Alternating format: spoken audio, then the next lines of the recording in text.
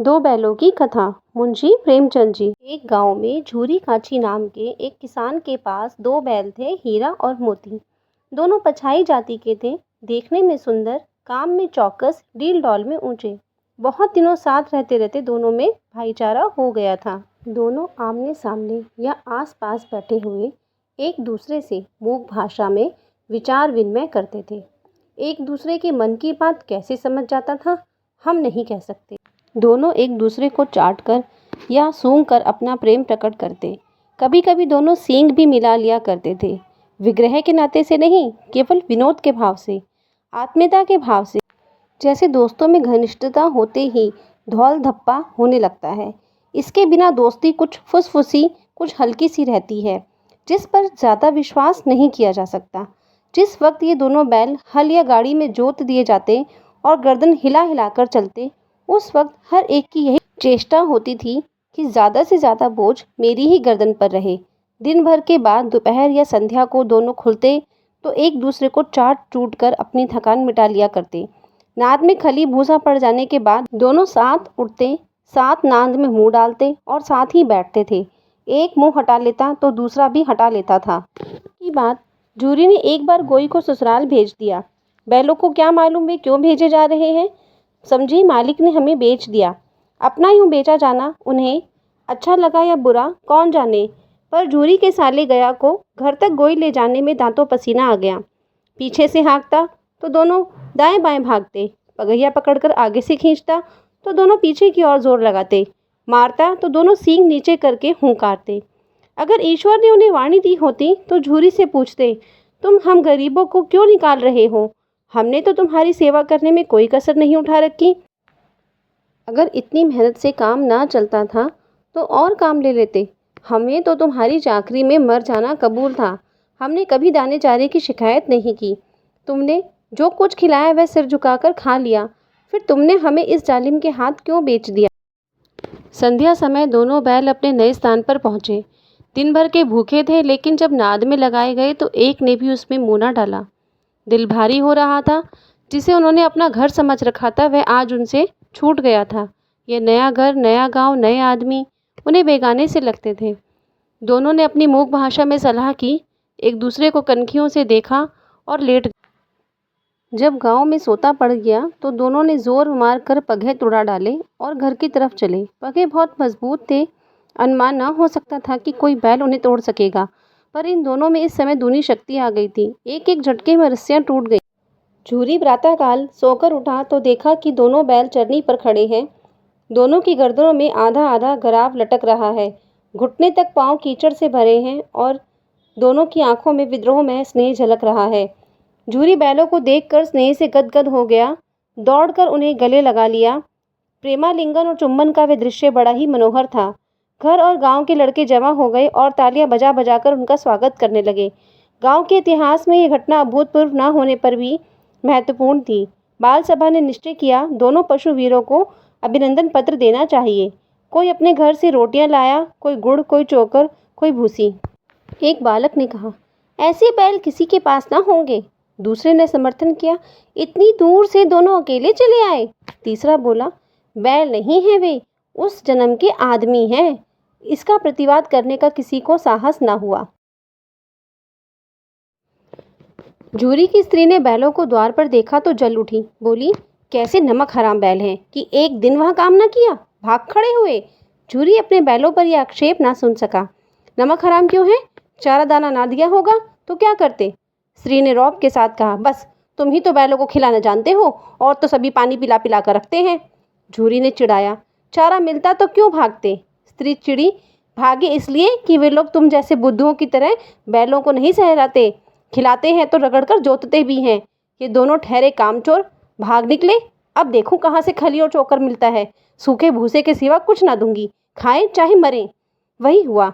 मजूर को कड़ी ताकदी कर दी गई कि बैलों को खाली सूखा भूसा दिया जाए। बैलों ने नाद में मुंह डाला तो फीका फीका, ना कोई चिकनाहट ना कोई रस। क्या खाए? आशा भरी आंखों से द्वार की ओर ताकने लगे। जूरी ने मजूर से कहा, थोड़ी सी खली क्यों नहीं डाल देता बे? मालकिन मुझे मार ही डालेगी। चुरा कर डालना। ना दादा, पीछे से तुम भी उन्हीं की सी कहोगे। दूसरे दिन झूरी का साला फिर आया और बैलों को ले चला। अब कि उसने दोनों को गाड़ी में जोता। 2-4 बार मोती ने गाड़ी को सड़क की खाई में गिराना चाहा, पर हीरा ने संभाल लिया। वह ज़्यादा सहनशील था। संध्या समय घर पहुंचकर उसने दोनों को मोटी रस्सियों से बांधा और कल की शरारत का मज़ा चखाया। फिर वही सूखा भूसा डाल दिया। अपने दोनों बैलों को खली चूनी सब कुछ दी। दोनों बैलों का ऐसा अपमान कभी ना हुआ था। झूरी उन्हें फूल की छड़ी से भी ना छूता था। उसकी टिटकार पर दोनों उड़ने लगते थे। यहाँ मार पड़ी, आहत सम्मान की व्यथा तो थी ही, उस पर मिला सूखा भूसा। दांत की तरफ तो आंख ना उठाई। दूसरे दिन गया ने बैलों को हल में जोता, पर इन दोनों ने जैसे पाँव न उठाने की कसम खा ली थी। वह मारते मारते थक गया, पर दोनों ने पाँव न उठाया। एक बार जब उस निर्दयी ने हीरा की नाक पर खूब डंडे जमाए, तो मोती का गुस्सा काबू के बाहर हो गया। हल लेकर भागा। रस्सी, हल, जुआ, जोत सब टूट टाट कर बराबर हो गया। गले में बड़ी बड़ी रस्सियाँ न होती तो दोनों पकड़ाई में न आते। हीरा ने मूक भाषा में कहा, भागना व्यर्थ है। मोती ने उत्तर दिया, तुम्हारी तो जान भी ले ली थी, अब की बार बड़ी मार पड़ेगी, पड़ने दो। बैल का जन्म लिया है तो मार से कहाँ तक बचेंगे। गया 2 आदमियों के साथ दौड़ा आ रहा है।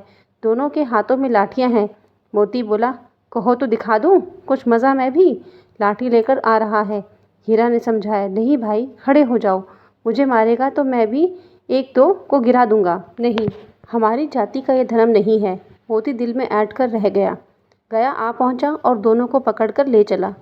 कुशल हुई कि उसने उस वक्त मारपीट ना की, नहीं तो मोती भी पलट पड़ता। उसके तेवर देख कर गया और उसके सहायक समझ गए कि इस वक्त टाल जाना ही मसलत है। आज दोनों के सामने फिर वही सूखा भूसा लाया गया। दोनों चुपचाप खड़े रहे। घर के लोग भोजन करने लगे। उस वक्त छोटी सी लड़की 2 रोटियां लिए निकली और दोनों के मुंह में देकर चली गई।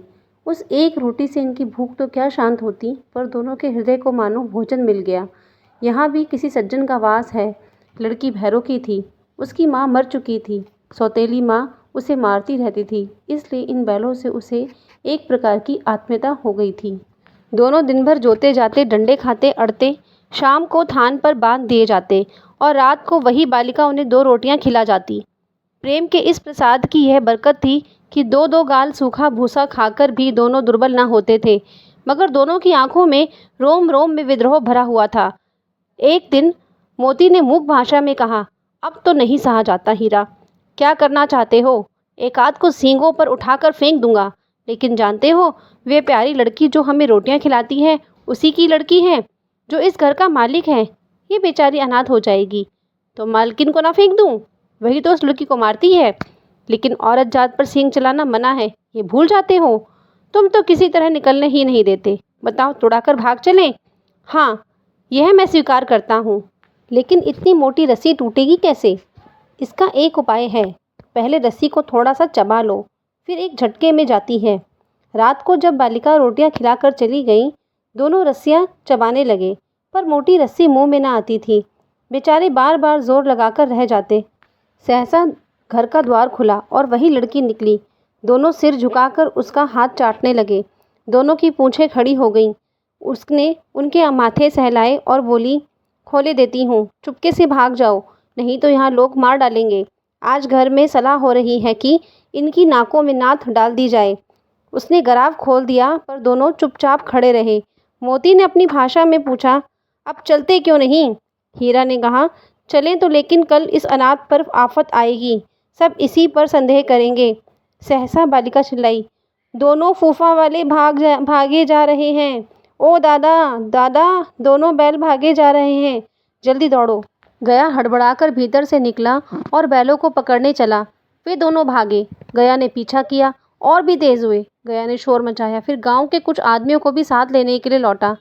दोनों मित्रों को भागने का मौका मिल गया, सीधे दौड़ते चले गए, यहाँ तक कि मार्ग का ज्ञान ना रहा। जिस परिचित मार्ग से आए थे उसका यहाँ पता ना था। नए नए गांव मिलने लगे। तब दोनों एक खेत के किनारे खड़े होकर सोचने लगे, अब क्या करना चाहिए। हीरा ने कहा, मालूम होता है राह भूल गए। तुम भी बेतहाशा भागे, वहीं उसे मार गिराना था। उसे मार गिराते तो दुनिया क्या कहती? वह अपना धर्म छोड़ दे, लेकिन हम अपना धर्म क्यों छोड़े? दोनों भूख से व्याकुल हो रहे थे। खेत में मटर खड़ी थी, चरने लगे। रह रहकर आहट ले लेते, कोई आता तो नहीं है। जब पेट भर गया दोनों ने आज़ादी का अनुभव किया तो मस्त होकर उछलने कूदने लगे। पहले दोनों ने डकार ली, फिर सींग मिलाए और एक दूसरे को ठेलने लगे। मोती ने हीरा को कई कदम पीछे हटा दिया, यहाँ तक कि वह खाई में गिर गया। तब उसे क्रोध भी आया, संभल कर उठा और फिर मोती से मिल गया। मोती ने देखा खेल में झगड़ा हुआ चाहता है तो किनारे हट गया। अरे ये क्या, कोई सांड दौड़ता चला आ रहा है। हाँ, सांड ही है। वह सामने आ पहुंचा। दोनों मित्र बगले झांक रहे हैं। सांड पूरा हाथी है, उससे भिड़ना जान से हाथ धोना है, लेकिन ना भिड़ने पर भी जान बचती नजर नहीं आती। इन्हीं की तरफ आ भी रहा है। कितने भयंकर सूरत है। मोती ने मूक भाषा में कहा। बुरे फंसे, जान बचेगी, कोई उपाय सोचो। हीरा ने चिंतित स्वर में कहा। अपने घमंड में भूला हुआ है। आरजू विनती ना सुनेगा। भाग क्यों ना चले। भागना कायरता है, तो फिर यही मरो। बंदा तो 9-2-11 होता है, और जो दौड़ाए। फिर तो कोई उपाय सोचो जल्द। उपाय यही है कि उस पर दोनों जने एक संग चोट करें। मैं आगे से रंगेता हूँ, तुम पीछे से रंगे दो। दोहरी मार पड़ेगी तो भाग खड़ा होगा। मेरी ओर झपटे, तुम बगल से उसके पेट में सींग घुसेड़ देना। जान जोखिम में है, पर दूसरा उपाय नहीं है। दोनों मित्र जान हथेली पर लेकर झपके। सांड को भी संगठित शत्रुओं से लड़ने का तजुर्बा ना था। वह तो एक शत्रु से मल्लयुद्ध करने का आदी था। जो ही हीरा पर झपटा, मोती ने पीछे से दौड़ाया। सांड उसकी तरफ मुड़ा तो हीरा ने रंगेदा। सांड चाहता था कि एक एक करके दोनों को घिरा ले, पर ये दोनों भी उस्ताद थे, उसे अवसर ना देते थे। एक बार सांड झल्लाकर हीरा का अंत कर देने के लिए चलता, मोती ने बगल में आकर पेट में सींग भोंक दिया। सांड क्रोध में आकर पीछे फिरा तो हीरा ने उसे दूसरे पहलू से सींग चुभो दिया। आखिर बेचारा जख्मी होकर भाग गया और दोनों मित्रों ने दूर तक उसका पीछा किया, यहाँ तक कि सांड बेदम होकर गिर पड़ा। तब दोनों ने उसे छोड़ दिया। दोनों मित्र विजय के नशे में झूमते चले जाते थे। मोती ने अपनी सांकेतिक भाषा में कहा। मेरा जी चाहता था कि बच्चा को मार ही डालूं। हीरा ने तिरस्कार किया। गिरे हुए बैरी पर सींग न चलाना चाहिए, यह सब ढोंग है। बैरी को ऐसे मारना चाहिए कि फिर ना उठे।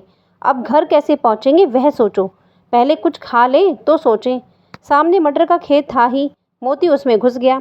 हीरा मना करता रहा, पर उसने एक ना सुनी। अभी 2 ही 4 ग्रास खाए थे कि 2 आदमी लाठियां ले दौड़े और दोनों मित्रों को घेर लिया। हीरा तो मेड़ पर था, निकल गया। मोती सींचे हुए खेत में फंस गया। खुर कीचड़ में धंसने लगे, ना भाग सका। पकड़ लिया। हीरा ने देखा संगी संकट में है तो लौट पड़ा। फंसेंगे तो दोनों फंसेंगे। रखवालों ने उसे भी पकड़ लिया। प्रातःकाल दोनों मित्र कांजी हौस में बंद कर दिए गए। दोनों मित्रों को जीवन में पहली बार ऐसा सबिका पड़ा कि सारा दिन बीत गया, खाने को एक तिनका भी ना मिला। समझ में ही ना आता था कि वह कैसा स्वामी है। इससे तो गया फिर भी अच्छा था। यहाँ कई भैंसें थीं, बकरियां थीं, कई घोड़े, कई गधे, पर किसी के सामने चारा ना था। सब जमीन पर मुर्दों की तरह पड़े थे। कई तो इतने कमजोर हो गए थे कि खड़े भी ना हो सकते थे। सारा दिन दोनों मित्र फाटक की ओर टकटकी लगाए ताकते रहे, पर कोई चारा लेकर आता ना दिखाई दिया। तब दोनों ने दीवार की नमकीन मिट्टी चाटनी शुरू की, पर इससे क्या तृप्ति होती। रात को भी जब कुछ भोजन ना मिला तो हीरा के दिल में विद्रोह की ज्वाला दहक उठी। मोती से बोला, अब तो नहीं रहा जाता मोती। मोती ने सिर लटकाए हुए जवाब दिया, मुझे तो मालूम होता है प्राण निकल रहे हैं। इतनी जल्दी हिम्मत ना हारो भाई, यहाँ से भागने का कोई उपाय निकालना चाहिए। आओ दीवार तोड़ डालें। मुझसे तो अब कुछ नहीं होगा। बस इतनी बूते पर अकड़ते थे, सारी अकड़ निकल गई। बाड़े की दीवार कच्ची थी। हीरा मजबूत तो था ही, अपने नुकीले सींग दीवार में गड़ा दिए और जोर मारा तो मिट्टी की एक चिप्पड़ निकल गया। फिर तो उसका साहस बढ़ा। उसने दौड़ दौड़ कर दीवार पर चोटें की और हर चोट में थोड़ी थोड़ी मिट्टी गिरने लगी। उसी समय कांची हौस का चौकीदार लालटेन लेकर जानवरों की हाजिरी लेने आ निकला। हीरा का उजड़पन देखकर उसने उसे कई डंडे रसीद किए और मोटी सी रस्सी में बांध दिया। मोती ने पड़े पड़े कहा, आखिर मार खाई, क्या मिला। अपने बूते भर जोर तो मार दिया। ऐसा जोर मारना किस काम का कि और बंधन में पड़ गए। जोर तो मारता ही जाऊंगा, चाहे कितने ही बंधन पड़ते जाएं। जान से हाथ धोना पड़ेगा, कुछ परवाह नहीं। यूं भी तो मरना ही है। सोचो, दीवार खुद जाती तो कितनी जानें बच जाती। इतने भाई यहाँ बंद हैं, किसी की देह में जान नहीं है। जो 2-4 दिन और यहाँ रहा तो सब मर जाएंगे। हाँ, ये बात तो है। अच्छा तो ला, फिर मैं भी जोर लगाता हूँ। मोती ने भी दीवार में उसी जगह सींग मारा। थोड़ी सी मिट्टी गिरी और फिर हिम्मत बढ़ी। फिर तो वह दीवार में सींग लगाकर इस तरह जोर करने लगा मानो किसी प्रतिद्वंदी से लड़ रहा है। आखिर कोई 2 घंटों की जोर आजमाइश के बाद दीवार ऊपर से लगभग 1 हाथ गिर गई। उसने दूनी शक्ति से दूसरा धक्का मारा तो आधी दीवार गिर पड़ी। दीवार का गिरना था कि अधमरे से पड़े सभी जानवर चेत उठे। तीनों घोड़ियां सरपट भाग निकलीं, फिर बकरियां निकलीं, इसके बाद भैंसें भी खिसक गईं, पर गधे अभी तक ज्यों के त्यों खड़े थे। हीरा ने पूछा, तुम दोनों क्यों नहीं भाग जाते? एक गधे ने कहा, जो फिर वहीं पकड़ लिए गए तो क्या हर्ज है, अभी तो भागने का अवसर है। हमें तो डर लगता है, हम यहीं पड़े रहेंगे। आधी रात से ऊपर जा चुकी थी। दोनों गधे अभी तक खड़े सोच रहे थे कि भागें या ना भागें, और मोती अपने मित्र की रस्सी तोड़ने में लगा हुआ था। जब वह हार गया तो हीरा ने कहा, तुम जाओ, मुझे यहीं पड़े रहने दो, शायद कहीं भेंट हो जाए। मोती ने आंखों में आंसू लाकर कहा, तुम मुझे इतना स्वार्थी समझते हो हीरा? हम तो इतने दिनों एक साथ रहे हैं, आज तुम विपत्ति में पड़ गए तो मैं तुम्हें छोड़कर अलग हो जाऊं? हीरा ने कहा, बहुत मार पड़ेगी, लोग समझ जाएंगे ये तुम्हारी शरारत है। मोती गर्व से बोला, जिस अपराध के लिए तुम्हारे गले में बंधन पड़ा, उसके लिए अगर मुझ पर मार पड़े तो क्या चिंता। इतना तो हो ही गया कि 9-10 प्राणियों की जान बच गई, वे सब तो आशीर्वाद देंगे। ये कहते हुए मोती ने दोनों गधों को सींग से मार मार कर बाड़े के बाहर निकाला और तब अपने बंधु के पास आकर सो रहा। भोर होते ही मुंशी और चौकीदार तथा अन्य कर्मचारियों में कैसी खलबली मची, इसके लिखने की जरूरत नहीं। बस इतना ही काफ़ी है कि मोती की खूब मरम्मत हुई और उसे भी मोटी रस्सी में बांध दिया गया। 1 सप्ताह तक दोनों मित्र वहीं बंधे पड़े रहे। किसी ने चारे का एक तृण भी ना डाला। हाँ, एक बार पानी दिखा दिया जाता था, यही उनका आधार था। दोनों इतने दुर्बल हो गए थे कि उठा तक ना जाता था। ठठरियाँ निकल आई थीं। एक दिन बाड़े के सामने डुग्गी बजने लगी और दोपहर होते होते वहाँ 50-60 आदमी जमा हो गए। तब दोनों मित्र निकाले गए और उनकी देखभाल होने लगी। लोग आकर उनकी सूरत देखते और मन फीका करके चले जाते। ऐसे मृतक बैलों का खरीदार कौन होता? सहसा एक दड़ियल आदमी, जिसकी आंखें लाल थीं और मुद्रा अत्यंत कठोर, आया और दोनों मित्रों के कूलों में उंगली गोदकर मुंशी जी से बातें करने लगा। उसका चेहरा देखकर अंतर्ज्ञान से जो दोनों मित्रों के दिल कांप उठे। वे कौन है और उन्हें क्यों टटोल रहा है, इस विषय में उन्हें कोई संदेह न हुआ। दोनों ने एक दूसरे को भीत नेत्रों से देखा और सिर झुका लिया। हीरा ने कहा, गया के घर से नाहक भागे, अब जान ना बचेगी। मोती ने अश्रद्धा के भाव से उत्तर दिया, कहते हैं भगवान सबके ऊपर दया करते हैं, उन्हें हमारे ऊपर दया क्यों नहीं आती? भगवान के लिए हमारा मरना जीना दोनों बराबर है। चलो अच्छा ही है, कुछ दिन उसके पास तो रहेंगे। एक बार भगवान ने उस लड़की के रूप में हमें बचाया था, अब क्या ना बचाएंगे? यह आदमी छुरी चलाएगा, देख लेना। तो क्या चिंता है, मांस खाल सींग हड्डी सब किसी न किसी काम आ जाएंगे। नीलाम हो जाने के बाद दोनों मित्र उस दड़ेल के साथ चले। दोनों की बोटी बोटी काँप रही थी। बेचारे पाँव तक ना उठा सकते थे, पर भय के मारे गिरते पड़ते भागे जाते थे, क्योंकि वह जरा भी चाल धीमी हो जाने पर जोर से डंडा जमा देता था। राह में गाय बैलों का एक रेवड़ हरे भरे घार में चलता नजर आया। सभी जानवर प्रसन्न थे। चिकने चप्पल कोई उछलता था, कोई आनंद से बैठ पागुर करता था। कितना सुखी जीवन था इनका, पर कितने स्वार्थी हैं सब। किसी को चिंता नहीं कि इनके 2 भाई बदिक के हाथ पड़े कैसे दुखी हैं। सहसा दोनों को ऐसा मालूम हुआ कि यह परिचित रहा है। हाँ, इसी रास्ते से गया उन्हें ले गया था। वही खेत, वही बाग, वही गांव मिलने लगा। प्रतिक्षण उनकी चाल तेज होने लगी। सारी थकान, सारी दुर्बलता गायब हो गई। आह, यह लो, अपनी ही राह आ गया। इसी कुएं पर हमने पुर चलाने आया करते थे, यही कुआं है। मोती ने कहा, हमारा घर बगीचा आ गया। हीरा बोला, भगवान की दया है, मैं तो अब घर भागता हूँ। यह जाने देगा, इसे मैं मार गिराता हूँ। नहीं नहीं, दौड़कर धान पर चलो, वहाँ से हम आगे ना जाएंगे। दोनों उन्मत्त होकर बछड़ों की भांति कुलेल करते हुए घर की ओर दौड़े। वह हमारा धान है। दोनों दौड़कर अपने थान पर आए और खड़े हो गए। दड़ियल पीछे पीछे दौड़ा चला आता था। झूरी द्वार पर बैठा धूप खा रहा था। बैलों को देखते ही दौड़ा और उसने बारी बारी से गले लगाने लगा। मित्रों की आंखों से आनंद के आंसू बहने लगे। एक झूरी का हाथ चाट रहा था। दड़ियल ने जाकर बैलों की रस्सियां पकड़ ली। झूरी ने कहा, मेरे बैल हैं। तुम्हारे बैल कैसे? मैं मवेशी खाने से नीलाम लिए आता हूँ। मैं तो समझा हूँ चुराए लिए आते हो। चुपके से चले जाओ, मेरे बैल हैं, मैं बेचूंगा तो बिकेंगे। किसी को मेरे बैल नीलाम करने का क्या अख्तियार है? जाकर थाने में रपट कर दूंगा। मेरे बैल हैं, इसका सबूत यह है कि मेरे द्वार पर खड़े हैं। दड़ियल झल्लाकर बैलों को जबरदस्ती पकड़ ले जाने के लिए बढ़ा। उसी वक्त मोती ने सींग चलाया। दड़ियल पीछे हटा। मोती ने पीछा किया। दड़ियल भागा। मोती पीछे दौड़ा। गांव के बाहर निकल जाने पर वह रुका, पर दड़ियल का रास्ता देख रहा था। दड़ियल दूर खड़ा धमकियां दे रहा था, गालियां निकाल रहा था, पत्थर फेंक रहा था और मोती विजय शूर की भांति उसका रास्ता रोक के खड़ा था। गांव के लोग ये तमाशा देखते थे और हंसते थे। अब दड़ियल हार कर चला गया तो मोती अकड़ता हुआ लौटा। हीरा ने कहा, मैं डर रहा था कि कहीं तुम गुस्से में आकर मार ना बैठो। अगर वह मुझे पकड़ता तो मैं बेमारे ना छोड़ता। अब ना आएगा, आएगा तो दूर से ही खबर लूंगा, देखूं कैसे ले जाता है। ओ गोली मरवा दे, मैं मर जाऊंगा पर उसके काम तो ना आऊंगा। हमारी जान कोई जान नहीं, इसलिए कि हम सीधे हैं। जरा देर में नादों में खली, भूसा, चोकर और दाना भर दिया गया और दोनों मित्र खाने लगे। झूरी खाड़ा दोनों को सहला रहा था और 20 लड़के तमाशा देख रहे थे। सारे गांव में उछाल सा मालूम होता था। उसी समय मालकिन ने आकर दोनों के माथे चूम लिए।